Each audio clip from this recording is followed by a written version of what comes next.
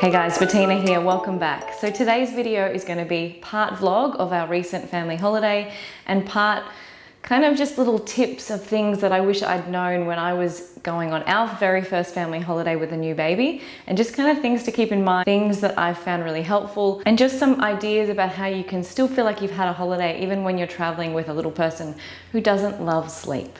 So this was our first family holiday in about 2 years, which is far too long and something I don't really want to repeat again. The last time we went on holiday was actually just after we lost our third baby.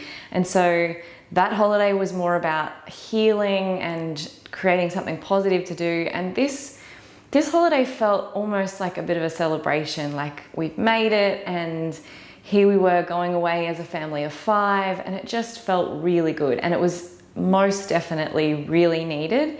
So our boys are 6, 3. Luca turned 5 months while we were away. So we went down to Turtle Beach Resort down at Mermaid Beach on the Gold Coast. It's only a couple of hours away from us, and that's my number one thing. When you're planning a trip with little ones, I highly recommend not having to go too far. Any more than 2 hours really is too long. If your baby only naps for 40 minutes in the car, maybe you only need to go 40 minutes away, because the holiday starts from the moment you leave. If it's stressful getting there, you're gonna feel stressed for the entire time. It's gonna carry over. So if you can, make the trip there as easy as possible. And for us, that was making it nice and close, not having our 2 older boys in the car too long because they get fairly impatient. You have to answer the question, are we there yet, 100 times. So it was really good to be nice and close. Luca slept the whole way, which was amazing. And we all got there feeling excited and just ready to be there, not like, oh, that trip was terrible.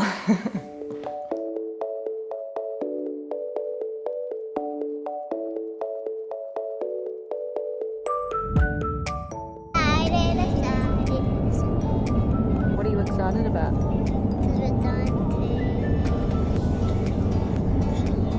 Turtle Island Resort. You slept the whole way, you're a good boy. Yes, you are.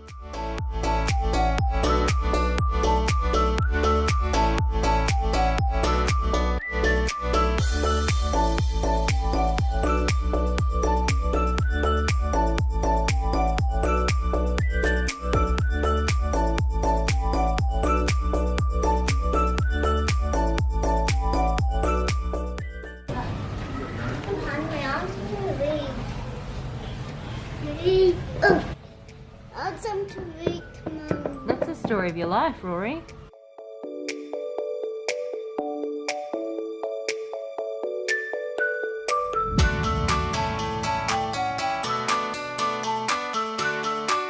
So my second tip for when traveling with kids, and especially with a young baby, is you need to make sure that the place is going to be great for kids. So if you just have one baby and you've got a pram and there's stairs at the unit, can you get the bottom floor? Can you make it nice and easy for yourself to get Bubba sleep in that pram and then walk to a restaurant and go out for dinner? So you can still feel like you're on holiday, baby is still getting the sleep that they need. For us, that meant going to a resort that catered for our older 2 so that they're kept busy so we can actually sit down and relax. So where we went had slides, 4 or 5 pools. It had a kids club, which was like no parents allowed. The boys thought was amazing because they were like, see you later, we're off. They didn't want to know us. So we got a few hours to ourselves, which was so good. So where possible, try and pick a place that's going to work for the ages of your kids so that you actually get to feel like you're on holiday too.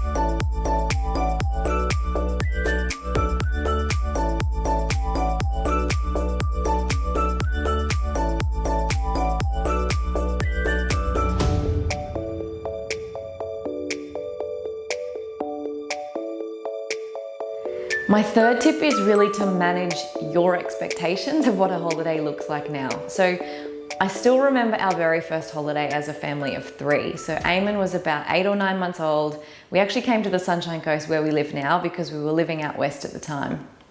And I had in my head this idea of the idyllic beach holiday, and I guess sort of memories from my own childhood, but probably not baby memories, because who can remember when they were a baby? So probably older memories, but I was applying it to having a baby. I thought we'd spend hours on the beach each day. He would nap on the beach.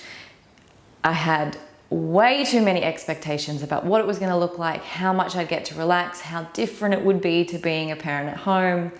Bum bum. It's very similar to being a parent at home, except you get to enjoy a different location. So managing expectations is really important, not expecting it to feel like the tropical holiday with cocktails that you probably had pre-kids. And that has been a big game changer. If you can manage your expectations of what it's going to look like, you're going to enjoy yourself a lot more, because you'll be able to plan better, like picking the right place to go, like making sure that you and your partner share the parenting, because you know when you're together and having family time, yes, it's lovely, but it's not a break. You're not getting time off. So making sure that you can manage those expectations, I think, is so important. Which kind of leads me to my 4th tip, which is making sure you both take solo time. So I think when we go away, it can be tempting to feel like you have to do everything together because you're on a family holiday. But actually, when you're parenting young kids, the best thing you can do for each other is give the other person time out. So make sure you're both getting equal time out, whether that's to go and work out, whether it's just to go read by the pool for an hour by yourself, whether it's to have a nap, whether it's to go shopping, anything, whatever it is that you like doing, make sure each person gets some time out without children to go and do something for themselves, which again makes it really easy if you go somewhere that the kids love being and they're entertained as well, because it's not like the person who gets left with the kids has to do all the entertaining. There's something that the kids can do. So it might be taking the kids to the pool while the other person has a nap in the room, which is definitely something we did a couple of times on our holiday, because sleep at the moment is priority.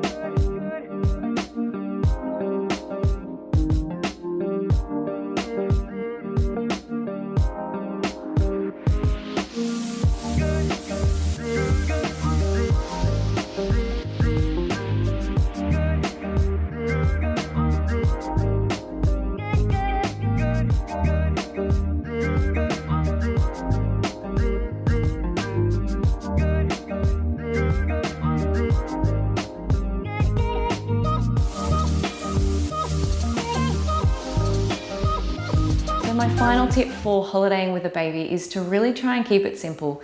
First time round, and I've spoken to you guys before about how I was with sleep first time round, highly anxious. I felt like it was always my fault when he didn't sleep properly. I was always trying to fix it. I'll link that video above if you haven't seen that one. When we went on holidays, I was like, he has to have his porta cot, he has to have this, he has to have that, because that's what he has at home. So therefore, if we don't take all of these things, he's not gonna sleep. And then you go away on holidays and they don't sleep and you're like, oh my God, why is he not sleeping? What are we doing wrong? Stress, stress, stress. And I still feel like that when I think about that holiday. So I know how stressed I must have been if I can still feel that 5 years later. So keep it simple. Honestly, my parenting style third time around is so different. So with Luca, we took nothing. I just kind of had it in my head, well, we've got a queen size bed, he'll sleep in bed with us, it'll be fine. We actually lucked out and there was an extra bed in the room, like a fold out bed. So we took the mattress off that, laid it on the floor. It fit perfectly between our bed and the wall. This kid slept better on holidays than he did at home.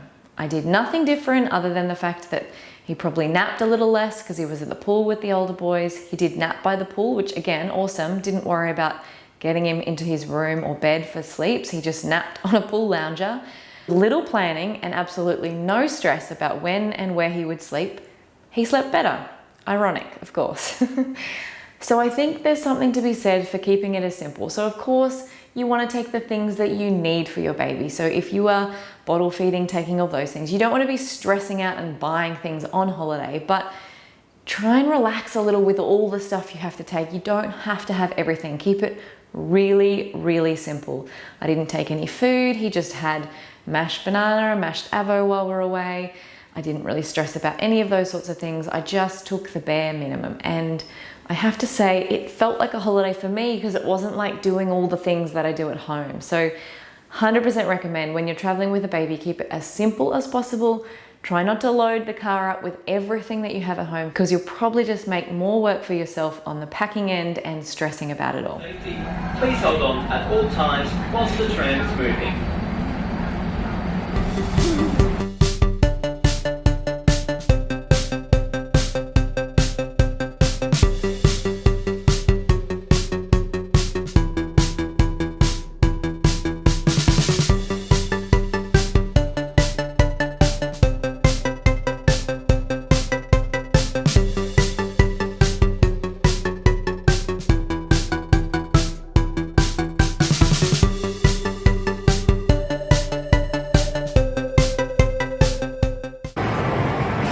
Bub, is this total sensory overload? Say yes.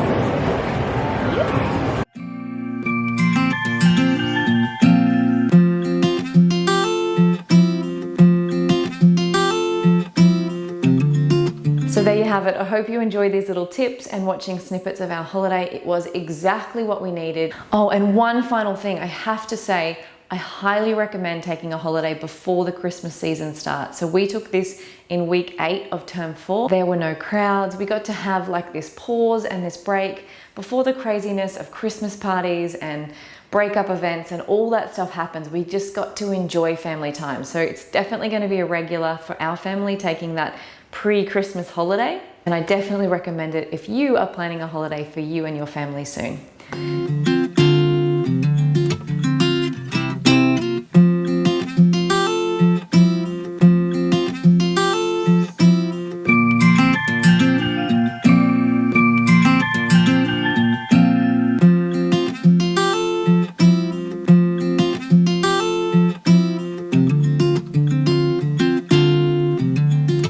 If you've made it this far, thank you so much for watching, and I would love to know, where are you going or where would you love to go on your next family holiday? Leave me a comment and let me know, and I'll see you in the next video. Bye. I went down all the slides. Went to time zone. We hopped in the pool. We hopped on the slide. We went on all the slides. Now I bumped my head too. Went in the hot tub. He farted in the hot tub. And we had ice block and ice creams. Like we're having all one right now, but mine's broken. I saw this man chopping down all the trees and one fell on my head, and I was like,